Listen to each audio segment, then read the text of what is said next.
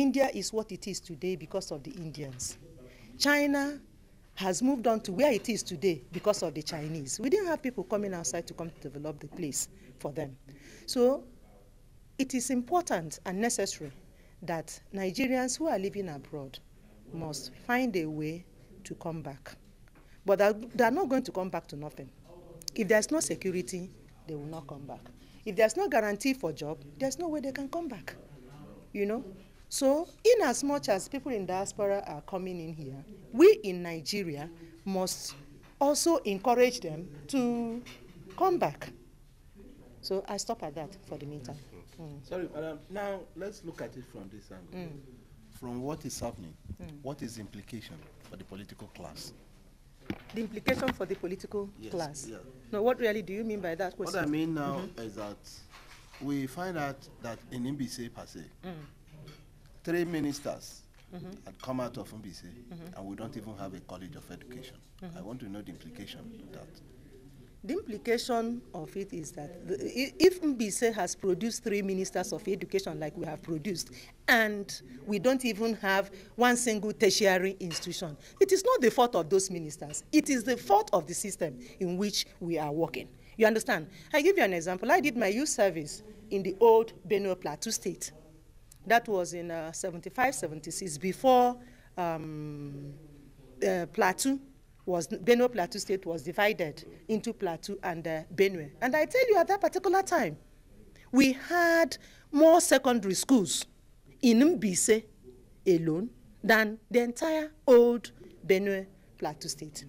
But today, that old Benue Plateau State has been subdivided into several states, and they all have either one university or the other. When you look at that old Benue Plateau State, there are over 4 or 5 universities in that place. But even this Mbaise that had more secondary schools and had more people populated in those secondary schools, we don't even have a single tertiary institution. It is not the fault of Mbaise people, but the fault of the system in which we have found ourselves.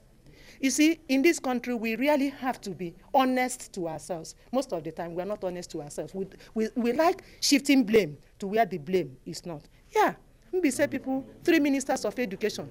How were they, were they allowed to establish universities for their people? The question is what? No. The fact that you're a minister does not mean that you will just walk up and say, hey, let us have this university, let's have this tertiary institution in our place. It is the system that will bring out those institutions.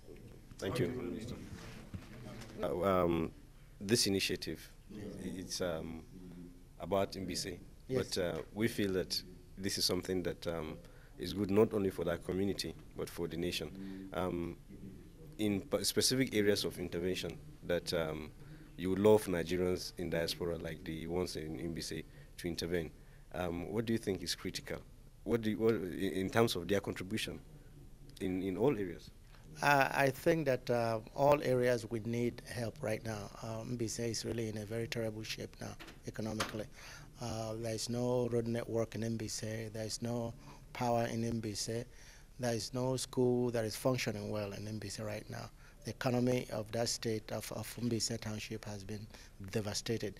These our brothers from the diaspora, specifically United States, have decided to come and help us out in seeing how we can develop our town, which is Mbaise, because the government cannot do everything. Now, as I speak, we're having very serious problem in the area of security. The kidnapping is a problem now in Mbaise. Armed robbery is a problem in Mbaise. A friend of mine was just shot 2 weeks ago in front of his house in Ubono Kamonisha, Mbaise. And these gentlemen from the US and ladies have come to assist us to see how we can move forward in developing our own city. We have 3 local governments in Mbaise. We have representatives from Mbaise, and we have 1 senator and 2 House of Rep members. I wouldn't say that they haven't done much, but again, they have done what they can do. And the government in Imo State have also done what they can do. But I believe that development of a city and infrastructures cannot be left alone to the government. On the question that you asked specifically, security is a major problem now in Mbaise, and of course road network and trying to develop Actually, a school had been shut down there. The school of the midwifery was shut down by the accreditation board a few months ago because they could not meet the requirements in terms of equipments in the school, materials that are required. So that has brought down the standard of the institution, hence the closure. So a part of what we're doing here is to try to see what we can do in partnership with our brothers and sisters in diaspora, see how we can reactivate and put Mbaise back in the map. Thank you, sir. Thank you. Okay, sir, the sons and daughters of... But I would have preferred my elder. Okay, Prof, this meeting for me is symbolic of what we should expect. There are a lot of Nigerians outside this country doing very, very well. And we back here need their expertise, we need their resources, and so on and so forth. But it appears there's a kind of difficulty in them coming back home to make those contributions. What do we need to do to remove such bottlenecks for them to come? Well, as is beginning to emerge in our discussions, one of the key areas of concern is security.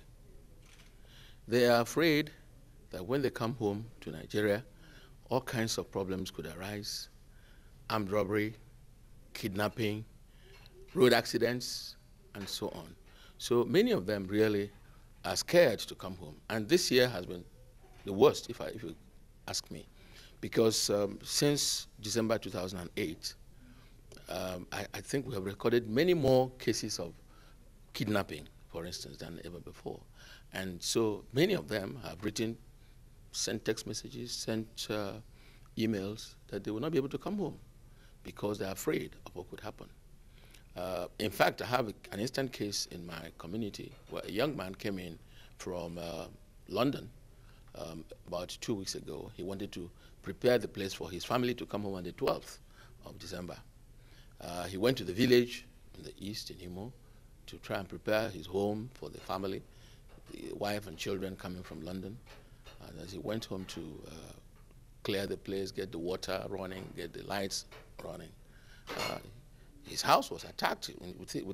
With him present there in the house, they came to him about 9 p.m. and they were shooting almost all night. They took everything he came with, including his cell phone. So that kind of thing scares people.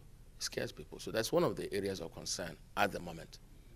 And I don't think the police is very helpful there, because nobody ever gets arrested, nobody ever gets called to question about these things. So that is one of the areas of difficulty.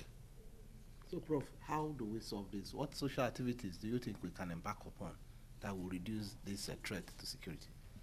Well, I don't know whether we're talking about social activities, but I do know that our communities are doing all they can by way of arranging vigilante groups. They try to have the young men, the young people who are at home, basically unemployed, try to organize them into vigilante groups. And they keep watch all night. But there's a limit to what they can do, because most of them are not armed. They don't have any arms. And they're not even allowed to carry arms when you come to think of it. So, but they are organized. No community is without some kind of vigilante groups. They do that, but I don't think it's too little, and I'm afraid not as effective as we would want.